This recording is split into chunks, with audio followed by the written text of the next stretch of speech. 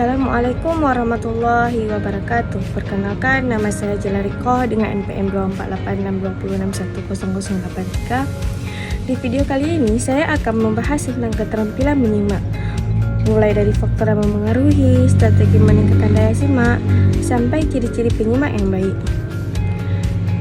Yang pertama ada faktor penentu keberhasilan menyimak. Keberhasilan dalam menyimak dipengaruhi oleh dua faktor, yaitu faktor internal dan juga faktor eksternal. Faktor internal berasal dari dalam diri kita, seperti kondisi fisik, fisiologi, pengalaman, jenis kelamin, dan peran kita dalam masyarakat. Misalnya, kalau kita sedang sakit atau tidak fokus, tentu akan sulit memahami apa yang kita dengar.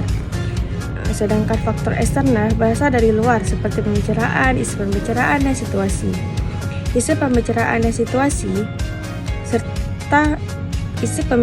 situasi pembicaraan yang jelas dan menarik, serta suasana yang nyaman akan membantu kita menyimak dengan lebih baik. Namun, ada juga kebiasaan buruk yang harus dihindari, seperti tidak fokus, hanya mengingat fakta tanpa memahami, dan terlalu sibuk mencatat. Yang kedua, strategi meningkatkan daya simak. Agar kemampuan menyimak kita meningkat, ada beberapa strategi yang bisa dilakukan. Yang pertama, kita harus punya minat dan keinginan untuk menyimak. Yang kedua, membiasakan diri untuk fokus pada inti pembicaraan. Yang ketiga, jangan langsung menilai pembicara sebelum selesai berbicara. Dan yang terakhir, memanfaatkan waktu dan konsentrasi dengan baik. Dengan menerapkan strategi ini, kemampuan menyimak kita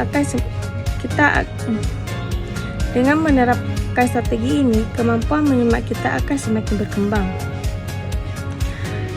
Dan yang ketiga, ada ciri-ciri penyimak yang baik. Penyimak yang baik memiliki beberapa ciri-ciri, di antaranya seperti secara fisik dan mental, mampu berkonsentrasi dan memiliki tujuan dalam menyimak.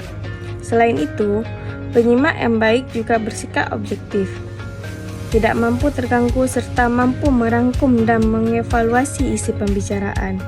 Yang paling penting, penyimak yang baik juga mampu memberikan respon terhadap apa yang didengarnya. Dan yang keempat, latihan meningkatkan daya simak.